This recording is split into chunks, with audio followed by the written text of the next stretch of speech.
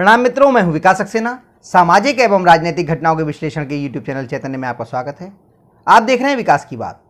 कल यानी 15 अगस्त को पूरा देश स्वतंत्रता के जश्न में डूबा हुआ था। ऐसे में सबसे ज़्यादा प्रसन्न करने वाली जो या मन को संतोष देने वाली जो तस्वीरें आईं वो जम्मू कश्मीर से।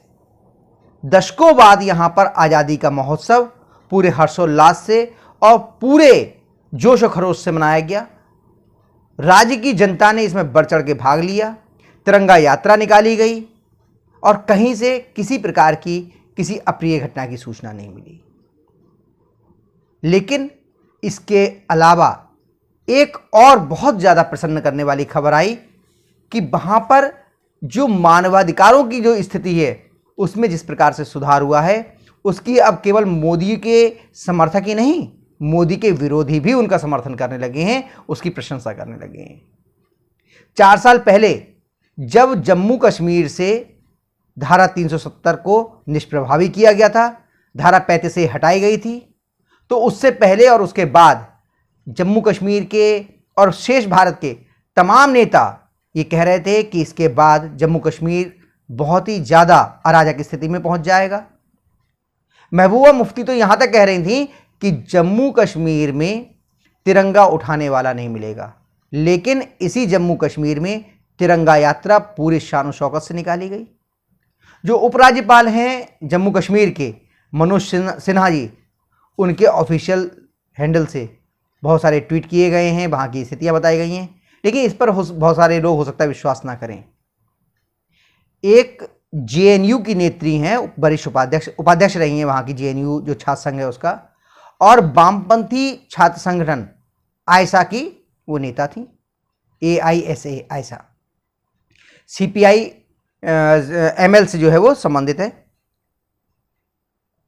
उन्होंने जब 370 निष्प्रभावी की गई थी तो बहुत जमकर जबरदस्त ढंग से केंद्र सरकार का, मोदी सरकार का विरोध किया था। उन्होंने सेना पर भी बड़े गंभीर आरोप लगाए थे, बहुत गंभीर आरोप, सरकार पर आरोप लगाए थे। और उस समय पर वो उमर खालिद और जेएनयू के पूर्व अध्यक्ष कन्हैया कुमार जैसे नेताओं के साथ मिलकर पूरी ताकत से सरकार के खिलाफ आंदोलन में जुटी हुई थी। लेकिन उन्होंने जो ट्वीट किया है एक, उसने तमाम मोदी विरोधियों की नींद उड़ा दी है। वो परेशान है, वो तिलमिला गए हैं, वो समझ में नहीं आ रहे कि आखिर शहला राशिद के इस ट्वीट का वो किस प्रकार से प्रतिकार करें, किस प्रकार से जवाब दें। पहले वो ट्वीट पढ़ के आपको सुनाता हूं, आप भी देखिए, आपकी स्क्रीन पे दिखा रहा हूं मैं। शहला राशिद ने अपने ट्वीट में लिखा है, however inconvenient it may be to admit this, the human right record in Kashmir has improved under the Narendra Modi government and office of LG Jammu and Kashmir administration. यानी कि कश्मीर में मोदी सरकार के दौरान और उपराज्यपाल मनोज सिन्हा के प्रयासों से मानवाधिकारों का जो रिकॉर्ड है वो पहले से बेहतर हुआ है। यानी कि धारा 370 के निष्प्रभावी होने के बाद जम्मू कश्मीर में मानवाधिकारों की स्थिति सुधरी है। और ये कौन कह रहा है? कन्हैया कुमार और उमर खालिद की साथी शैला रशीद, जो कहा करती थी कि जम्मू कश्मीर से 370 नहीं हटनी चाहिए। धुर वामपंथी संगठन की वो सदस्य थी। हो सकता है बहुत सारे मेरे वामपंथी साथी जो इस वीडियो को देखें और उसके बाद कहें नहीं नहीं शैला वामपंथी नहीं थी। वो तो हो सकता है कन्हैया कुमार को भी ये कहना शुरू कर दे, नहीं वो वामपंथी नहीं है। जिस तरीके से जब मैंने पवन दुग्गल पर, विधायक थे, उन्होंने जब भाजपा ज्वाइन कर ली तो मेरे वीडियोज़ पर तमाम वामपंथियों के ये कमेंट आए कि पवन दुग्गल जो है वो वामपंथी नहीं थे, धुर वामपंथी नहीं थे, उन्हें तो पार्टी से निकाला जा चुका था। इस तरह का खेल वामपंथी को द्वारा किया जाता है। जब कोई व्यक्ति उनके अनुकूल नहीं होता है, उनकी विचारधारा के अनुकूल नहीं होता है, तो वो कह देते हैं इसे तो हम पहले ही पार्टी से निकाल चुके हैं। शैला रशीद के बारे में भी यही कहेंगे, क्योंकि शैला जो है फिलहाल जो शाह फैसल थे IAS अधिकारी, उन्होंने IAS से इस्तीफा दे दिया था। उसके बाद उन्होंने अपनी पार्टी बनाई थी जम्मू कश्मीर पीपल्स मूवमेंट, फिलहाल वो उसकी सदस्य हैं। तो ये बात तो सही है, वर्तमान में वो वामपंथी पार्टी की सदस्य नहीं है, लेकिन उनकी परवरिश, उनकी राजनीतिक सोच और उसका जो विकास हुआ था वो पूरी तरीके से वामपंथी आंदोलन के साथ हुआ था, आयशा के साथ हुआ था।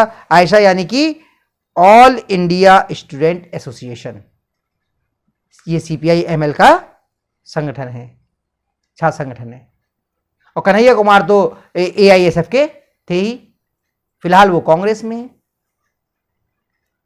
तो ये सूचना देनी थी आपके लिए और सोचा कि आपसे ये बात शेयर कर लूं कि धुर वामपंथी संगठनों से आए हुए लोग भी अब मोदी सरकार और उसकी नीतियों की प्रशंसा करने लगे हैं। तो इसके बाद वो तमाम लोग जो बात बात पे पानी पी पी करके मोदी सरकार को और उसकी नीतियों को कोसा करते हैं, बेचारे वो तिलमिला के रह गए। वो क्या सोच रहे होंगे, वो क्या करेंगे।